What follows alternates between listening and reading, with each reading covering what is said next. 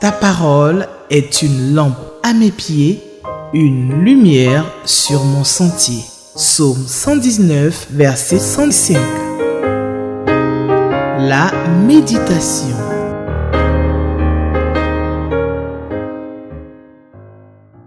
Chers frères et sœurs, je vous salue au nom de notre Seigneur et Sauveur Jésus. Que Dieu vous bénisse. Merci d'être fidèle à cette émission. Je suis là avec beaucoup de joie. La joie de vous retrouver, la joie de passer ce temps avec vous. On ne se voit pas physiquement, mais je sais que de là où vous êtes, vous êtes des fidèles téléspectateurs. Vous suivez cette émission et c'est avec beaucoup de joie que je sais que vous êtes là. Il y a certains que je rencontre physiquement aussi qui me partagent un peu leur avis sur l'émission. Je pense que c'est des encouragements. Mais là aussi, il y a quelques détails à corriger. On entend toujours quelquefois ça et ça permet de pouvoir améliorer les choses. Que Dieu vous bénisse d'être là pour ce temps merveilleux de méditation de la parole du Seigneur sur Espérance TV. Cette télévision que Dieu nous a donnée, c'est un don de Dieu.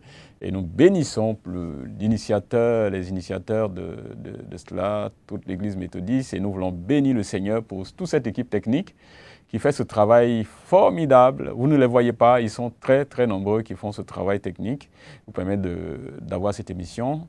Et cette émission, vous le savez bien, est une émission offerte par la Ligue pour la lecture de la Bible, pour nous donner l'opportunité de méditer la parole de Dieu chaque jour. Individuellement, avec nos amis, nos frères et sœurs, nos enfants, il faut se donner ce temps-là autour de la parole de Dieu. Que chaque jour, au cœur de notre vie, soit la parole de celui qui nous a créés. C'est lui qui nous montre la voie à suivre et qui nous aide à marcher dans ce monde jusqu'à ce qu'il nous rappelle dans la félicité éternelle. Merci encore une fois. Nous allons prier et confier cette méditation entre les mains du Seigneur. Père Céleste, nous te rendons toute la gloire pour cet autre jour, cet autre moment merveilleux de méditation de ta parole. Nous voulons te prier d'être avec nous, de parler au cœur de chacun de nous. Tu connais nos vies, tu connais nos défis. Nous prions que tu nous parles et que tu nous conduises selon ta voie, selon ta volonté, que notre vie te glorifie. Merci, merci encore de nous parler. Nous sommes là et nous t'écoutons, Père. Au nom de Jésus. Amen. Je vous invite à lire le texte du jour. Le texte de notre méditation, c'est Lévitique chapitre 18. Lévitique chapitre 18, nous lirons du verset 19 jusqu'à la fin du chapitre. Verset 19 jusqu'au verset 30. Je fais la lecture. Vous pouvez donc suivre la lecture à partir de la version que vous avez dans vos mains. Donc nous faisons la lecture. Tu ne t'approcheras point d'une femme pendant son impureté menstruelle pour découvrir sa nudité. Tu n'auras point commerce avec la femme de ton prochain pour te souiller avec elle. Tu ne livreras aucun de tes enfants pour le faire passer à Moloch. Et tu ne profaneras point le nom de ton Dieu. Je suis l'Éternel. Tu ne coucheras point avec un homme comme on couche avec une femme. C'est une abomination. C'est une abomination. Tu ne coucheras point avec une bête pour te souiller avec elle.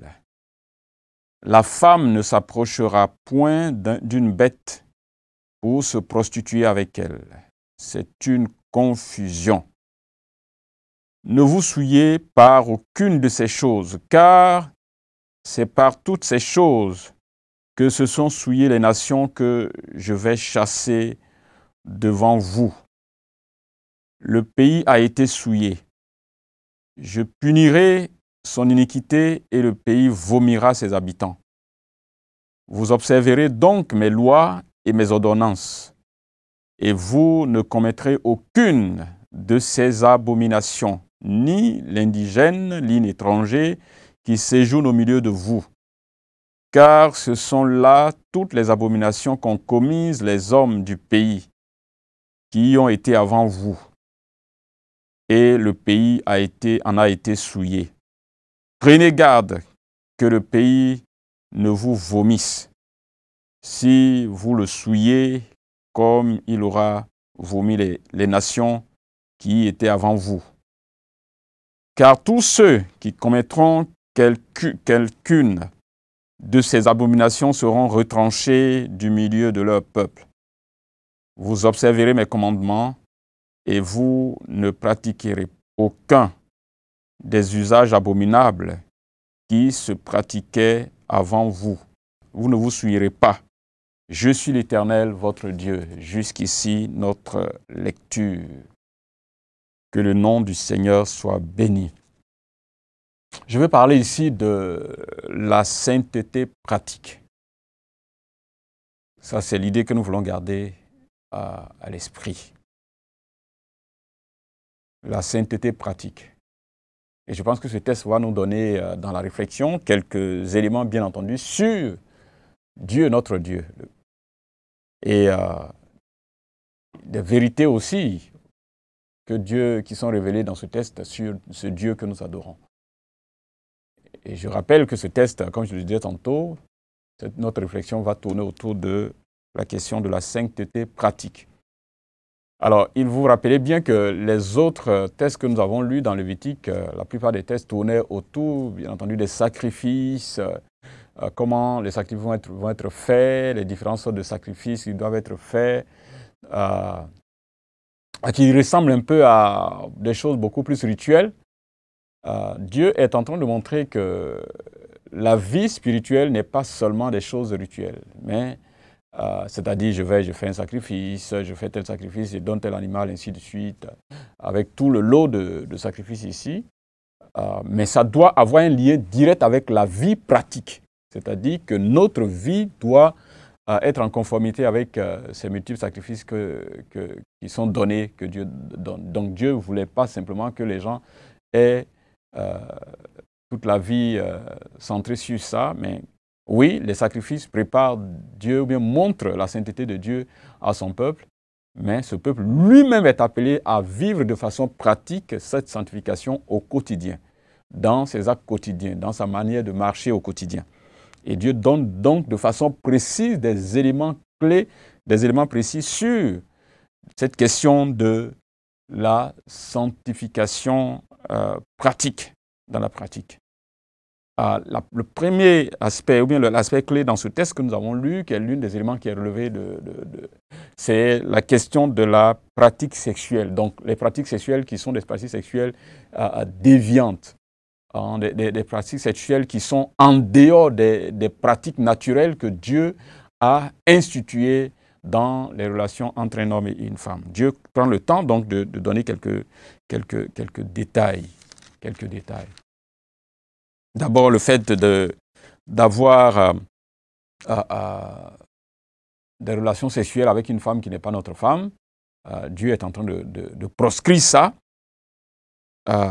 Et il est en train de proscrire aussi le fait de livrer les enfants aux idoles. Mais il semble que donc, l'idole Moloch dont il est question ici dans cette première partie de notre texte, c'est une idole des Cananéens, des peuples cananéens, donc ils sacrifiaient leurs enfants à cette idole. Donc c'était quelque chose, une idole qu'ils chauffaient, qui avait les bras tendus, et ces bras-là, quand l'idole était bien chaud, il semble que c'était fait donc en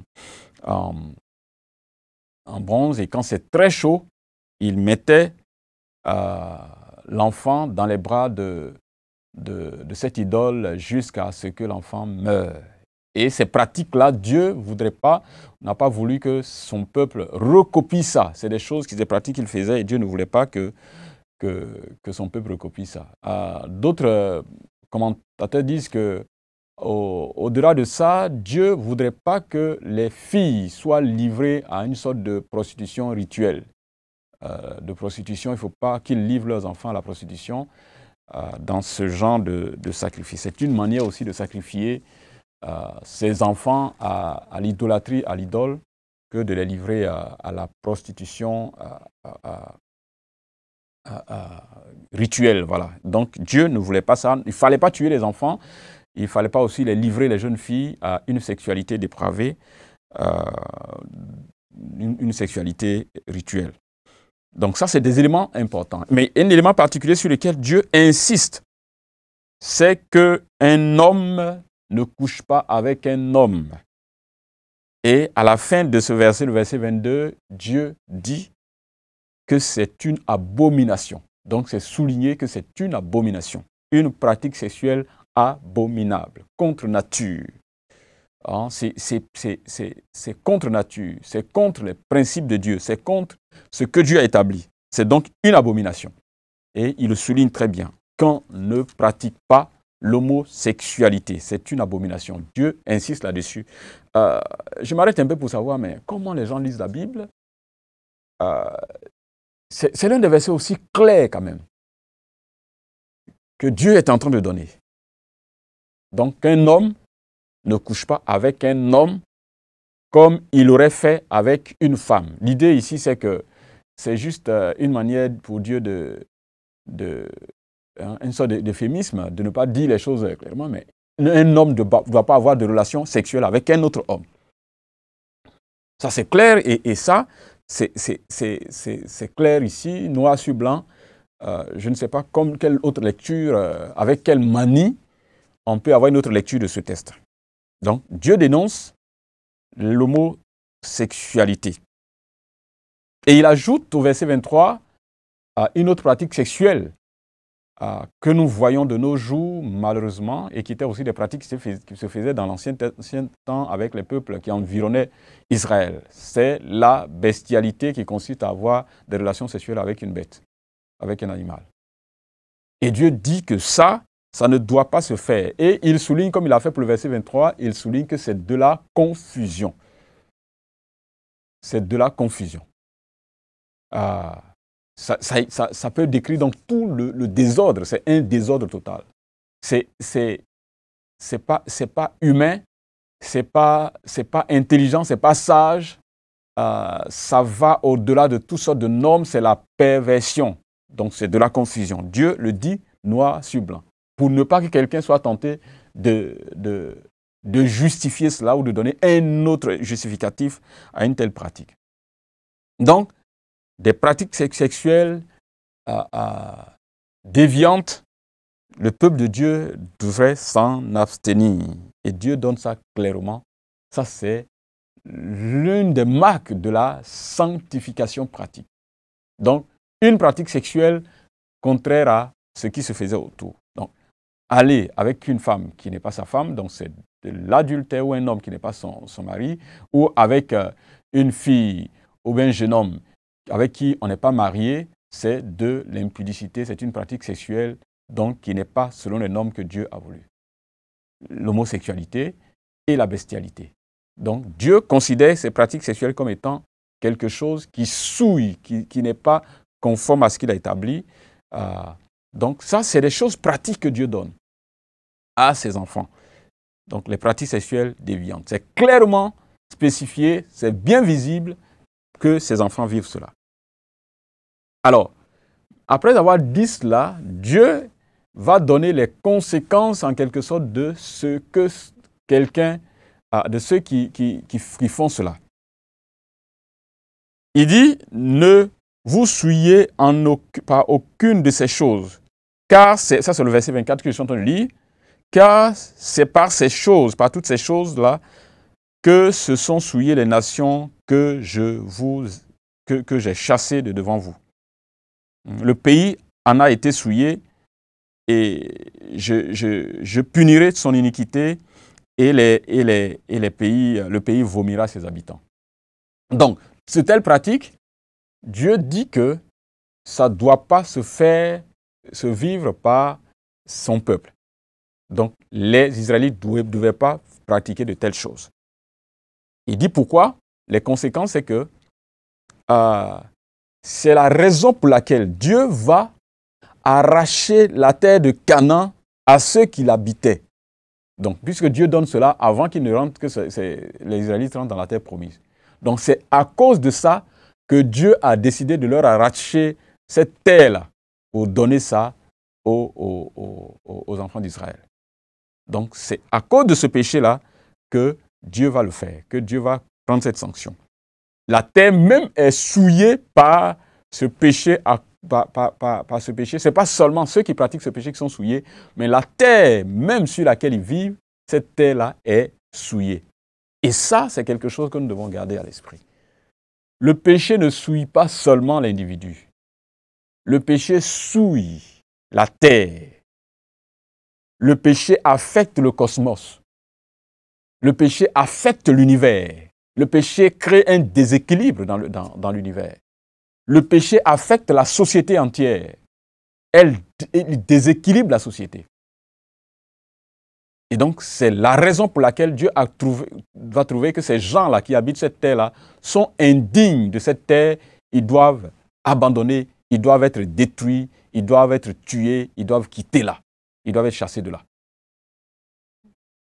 Chers frères et sœurs, la terre sur laquelle nous sommes, et ça s'adresse à nous, que vous soyez chrétiens ou pas, ça s'adresse à chacun de nous. Là où nous sommes, là, cette terre-là, le lieu où nous vivons, ce que Dieu nous a donné, ne doit pas être un instrument de la souillure, un lieu de souillure, un sanctuaire de la souillure. Non, non et non. Que ce soit dans notre maison, que nos maisons ne soient pas des lieux de souillure, que partout où nous habitons, ce ne soient pas des lieux de souillure où se pratique la saleté, la dépravation sexuelle. Dieu nous l'arrachera si nous agissons contrairement à cela. Dieu peut déposséder une nation, un peuple.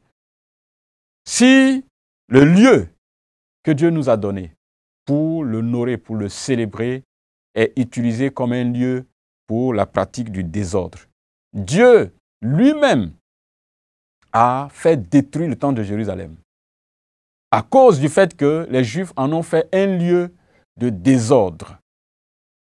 Un lieu de désordre. Vous vous rappelez que Jésus était allé chasser les vendeurs dans le temple, que ce temple-là n'est pas un lieu de désordre, ne doit pas être un lieu de commerce, un lieu de trafic, mais un lieu plutôt où nous venons pour adorer Dieu et prier notre Dieu. Donc, la terre que Dieu nous donne, parfois nos terres sont improductives, nos terres ne donnent plus, parce que justement, il y a des pratiques sales sur ces terres-là, de l'idolâtrie jusqu'à un certain niveau qu'on ne comprend pas. Le péché qui atteint un certain niveau. Même les questions de développement dont nous sommes en train de parler, ce texte est en train de nous dire en quelque sorte que notre développement, le développement de nos pays sont freinés à cause du péché. Mais aussi les peuples, les nations qui, à cause de leur attachement à Dieu, de leur histoire chrétienne, ont bâti des nations solides et prospères et qui se sont aujourd'hui détournés, ou sont en train de se détourner de ce Dieu-là, de ces principes-là qui ont été le fondement de leur vie, de leur société.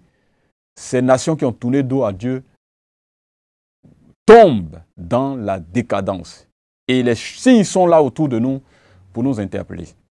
La terre sur laquelle nous vivons est une terre qui nous a été donnée par Dieu. Et nous ne devons pas utiliser cette terre-là pour la souiller ou faire des pratiques qui n'honorent pas Dieu. Et Dieu a dit qu'à cause de ça, le pays a vomi ses habitants. C'est-à-dire, Dieu a trouvé qu'ils ne sont pas dignes d'être là. Et donc Dieu va les chasser. Et Dieu chasse beaucoup d'autres peuples sur des lieux qu'ils occupent à cause du fait qu'ils utilisent ces lieux-là pour faire du désordre. C'est la même chose pour nos maisons, c'est la même chose pour nos familles, c'est la même chose pour même toutes les bénédictions que Dieu nous a données.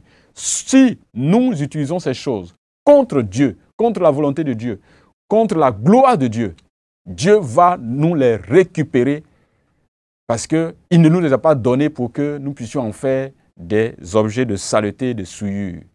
Est-ce une position sociale? Est-ce une bénédiction particulière que Dieu vous a donnée? Si vous l'utilisez contre Dieu, Dieu va vous l'arracher, il va considérer que vous êtes indigne de cette grâce qu'il vous a accordée et qu'il serait mieux de transférer ça à d'autres personnes. C'est comme ça que la terre de Canaan a été transférée aux Israélites. Et Dieu prend le temps, pendant qu'ils doivent y entrer, il prend le temps de les mettre en garde eux-mêmes en disant que si vous vivez comme ces gens qui vivent dans ce lieu-là, la terre vous vomira et vous serez dépossédés de tout ce que je vous ai donné. Ça, c'est les conséquences de ça. Donc, la sanctification a des conséquences sur notre vie. Conséquences en termes de bénédiction quand nous nous attachons à Dieu, mais aussi de malédiction quand nous tournons notre dos à Dieu. Dieu est capable de nous arracher ce qu'il nous a donné. Il est capable de nous arracher les grâces et les bénédictions qu'il nous a données à cause de la vie que nous menons. Et il prend le temps d'en parler à son peuple. Il les appelle à une véritable sanctification. Pas simplement une vie rituelle, on vient, on égorge des animaux, on s'en va, ainsi de suite. Mais il faut qu'au quotidien, la vie pratique, la sanctification soit pratique. Et il prend le temps donc d'insister, de parler à son peuple pour qu'il s'éloigne de ses pratiques indignes, ces pratiques impures, de ces souillures. Prenez garde, verset 28, il le dit ici, que le pays ne vous vomisse si vous le souillez comme il aura vomi les nations qui étaient avant vous. Il y a des gens qui y étaient avant vous. Dieu précise ça bien. Il y a des gens qui y étaient avant vous. Cette terre-là ne vous appartient pas. C'est moi qui vous la donne. Les gens y étaient avant vous. Les gens vont être vomis ou ont été vomis par ce pays, par cette terre. Et donc, je vous invite à prendre ça comme une leçon que si vous ne vivez pas dans la pureté, vous ne vivez pas dans la sanctification et que vous plongez dans toutes les sales pratiques sexuelles ou des abominations, des idolâtries sous toutes ces formes, ce que Dieu vous a donné vous sera arraché. Et je pense que ça, c'est, chers frères et sœurs, une interpellation pour nous. Ce texte nous apprend la sainteté de Dieu. Ce Dieu auquel nous appartenons est un Dieu saint. Et il veut que nous puissions vivre cette sainteté de façon pratique dans tous les aspects de notre vie. Et il insiste en disant, en donnant cette vérité que ce qu'il nous a donné là, nous devons prendre soin par la qualité de la vie que nous menons. Nos terres peuvent être souillées par le péché, devenir improductifs par le péché. Nous-mêmes, nous pouvons devenir improductifs par le péché. Et nous devons vivre, nous éloigner de toutes ces abominations qu'il a citées ici et qui sont de notre actualité, qui sont de notre temps. Ce sont des choses valorisées, de l'abomination valorisée sous nos cieux. La bestialité valorisée sur nos cieux, appuyée par des lois. L'homosexualité valorisée sous nos cieux, appuyée par des lois. Et ça, c'est des choses que Dieu nous demande, auxquelles il nous demande de faire très, très attention. Verset 30, et je lis ce verset sur lequel je veux qu'on s'arrête.